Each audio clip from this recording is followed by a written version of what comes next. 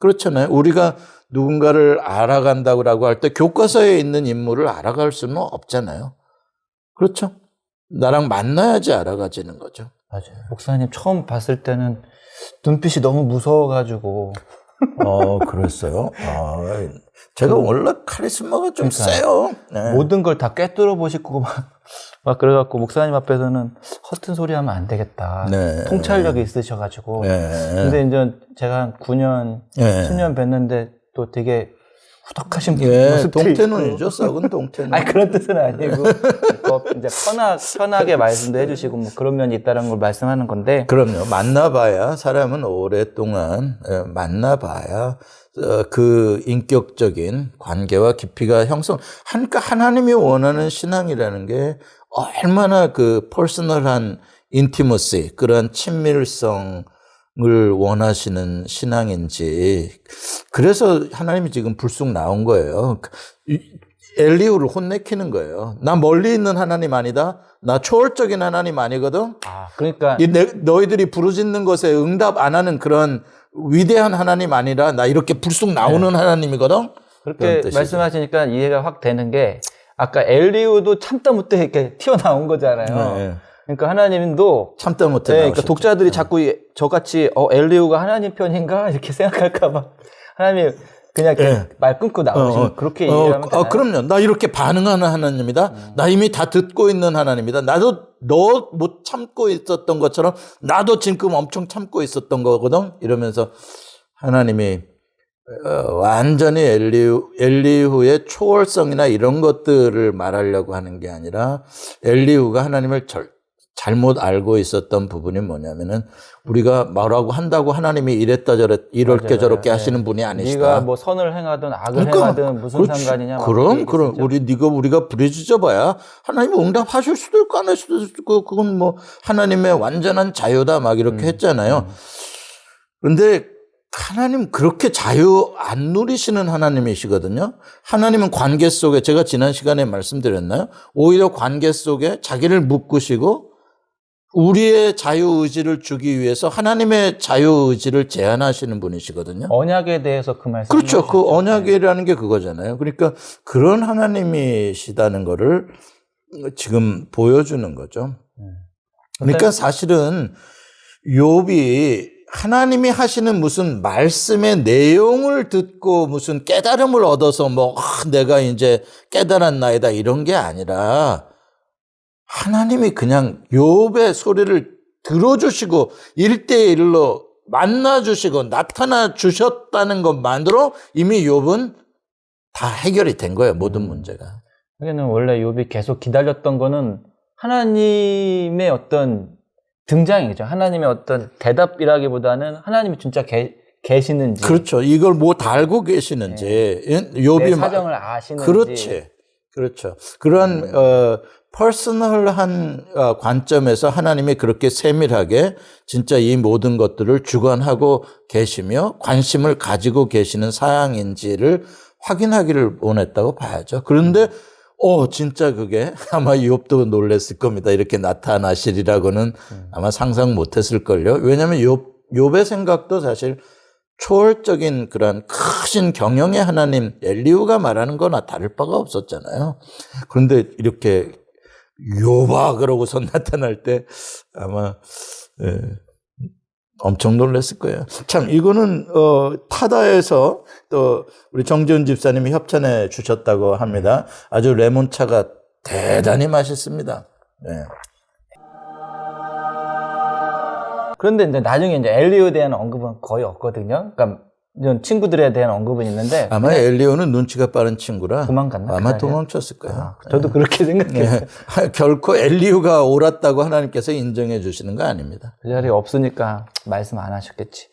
그래도 이제는 제가 계속 좀 그런 거는 하나님이 나타나자마자 뭐 무지한 말로 이렇게 생각을 어지럽힌다는 표현으로 이렇게 이제 말씀하시는 무지한 말로 생각을 어지럽힌 자가 누구냐 이렇게 이야기하시는데 문맥상으로 보면 욥에게 하시는 말씀인 것 같긴 한데 뭐 혹시 욥의 친구들한테도 그 말씀 동일하게 하시는 건지 그런 생각도 들고 직접적인 뭐 여기 글로서의 문자적인 표현은 대상이 욥이지만 어떤 그 암시적인 함축적인 어떤 뉘앙스라 그럴까요?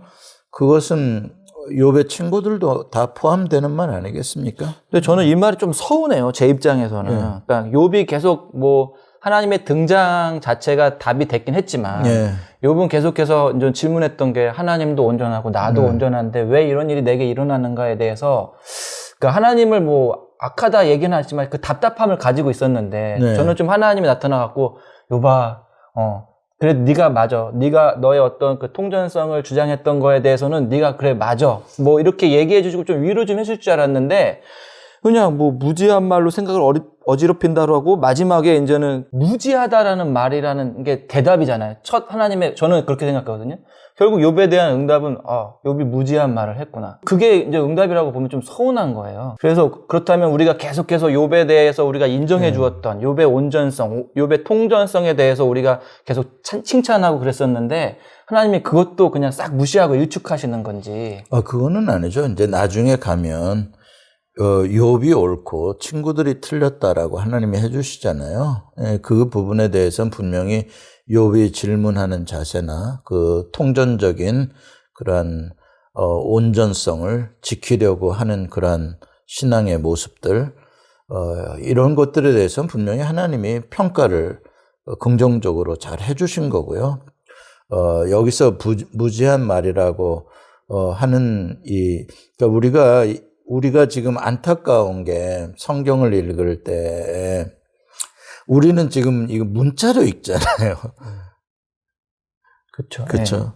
그러니까 이것에 대한 한계가 늘 있어요. 그러니까 예를 들면 이런 거예요. 아담이 하나님께 범죄한 후에 하나님이 이제 에덴 동산에 이렇게 나타나시잖아요. 나타나실 때 아담이 죄를 지어서 숨잖아요. 숨을 때 아담아 내가 어디 있느냐라고 하나님께서 질문하시잖아요. 물으시잖아요. 자, 그럴 때 이제 아담아 내가 어디 있느냐라고 하나님께서 말씀하셨다라고 할 때 그 하나님의 톤이 말씀하시는 톤이 어떨까? 화나셨을까 아니면 인지하시기 바랬을까? 뭐 그렇죠? 저는 그 화는 아니고 좀 아담아 어디 있느냐, 그러니까 자상한 아버지가 좀 이렇게 부르는 네, 느낌? 그렇게도 할 수 있고요.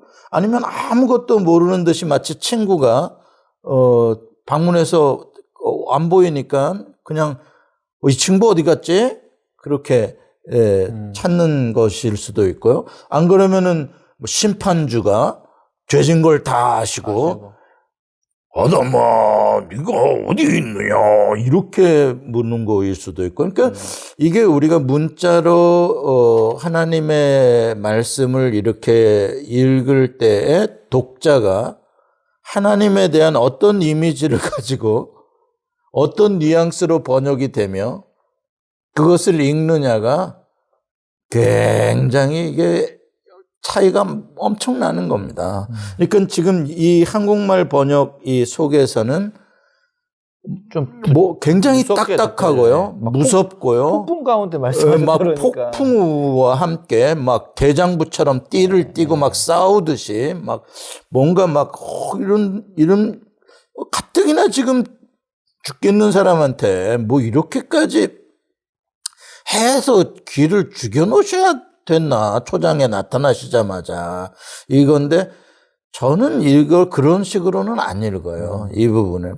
이거는 욥만이 느낄 수 있는 어떠한 하나님의 어떤 인티머시가 분명히 있었을 거라고 나는 생각해요. 단순한 초월자로서의 그런 어마무시한 위력으로 막 벌벌 떨리게 만들려는 하나님의 톤은 절대 아니셨을 거다. 그렇게 하실 이유가 없고요. 그렇잖아요. 그러니까 우리가 이런 부분에 있어서 사실 문자로 기록되어진 하나님의 말씀을 어떤 각도에서 읽어야 되나. 그래서 이런 첫 부분만 보지 말고 전체적인 내용을 끝까지 하나님의 마지막에 욥에게 어떻게 해주시는가까지 전체적인 분위기로 읽었을 때는 굉장히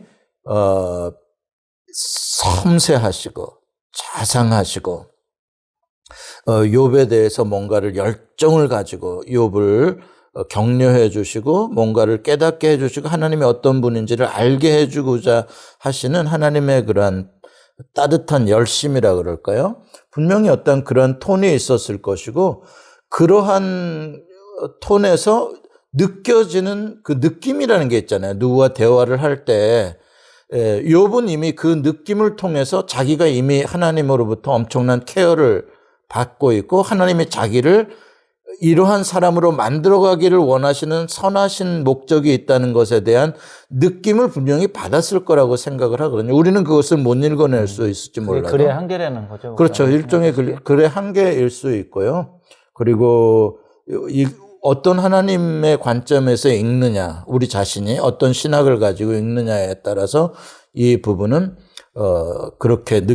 그렇지만 겉으로는 양 목사님 질문하신 것처럼 그렇게 뭔가 좀 이렇게 누르시는 듯한 그런 위압감을 느끼죠. 예, 맞습니다. 그래서 그러면 이게 1절이 약간 함정일 수도 있겠어요. 그러니까 제가 폭풍우 가운데 이제 욥에게 말씀하신다고 하니까 이제 폭풍하고 그 톤을 같이 연상을 시켰는데 또 목사님 설명을 듣고 보니까 보통 이제 하나님이 등장하실 때는 뭐 바람 가운데 그럼요. 뭐 그런 묘사를 이렇게 떨어뜨려 그렇죠. 폭풍우라는 거는 이제 언제나 하나님이 구름과 또 비와 바람과 뭐 이런 또 뭐죠? 연기 뭐 이런 거 있잖아요. 그러니까 이거는 다 하나님의 신비한 임재, 하나님의 현현에 대한 그 표현들을 가시적인 표현이죠. 왜냐하면 영이신 하나님이니까 우리가 못 보는데 그것이 이제 드러나는 그러한 하나님의 존재, 임재의 방식이니까요. 하나님 가까이 오셨다, 참여하셨다, 개입하셨다라는 표현으로 보면 되고요. 이제 제가 다음 시간에 왜 이 부분을 저는 좀 톤을 그렇게 보냐면 여호와라는 이름 때문에 그래요. 이게 엄청난 의미를 주는 거거든요. 사실 여호와라는 이름이 3장 이후에 등장하지 않아요. 놀랍죠? 37장까지 여호와라는 명칭이 등장을 안 해요. 여호와라는 명칭은 1장과 2장에서 욥에게 하나님이 사탄의 시험을 허락하시는 그러한 과정에서만 여호와라는 이름이 나오고요. 그 뒤로는 한 번도 안 나옵니다. 그러다가 이 끝에서 지금 여호와께서 말씀하시는 여호와라는 이름으로 나타나시거든요. 여기는 엄청난 차이가 있는 거죠. 이거는 우리가 다음 시간에 좀 이야기하죠. 네. 숨쉬는 성경, 숨쉬는 상. 오늘은 또 여기서 마무리를 지어야 되는데 일단은 하나님의 그 톤을 너무 이렇게 무섭고 그렇게 바라볼 필요는 없고 인자하고 부드러운 톤, 욥에게 말씀하시고 등장하시는 그런 걸로 우리가 생각하고 한번 또 강의를 들어보면 좋을 것 같습니다. 오늘은 여기까지 하고 그럼 다음 계속할까요? 좋습니다. 네, 감사합니다. 네, 감사합니다.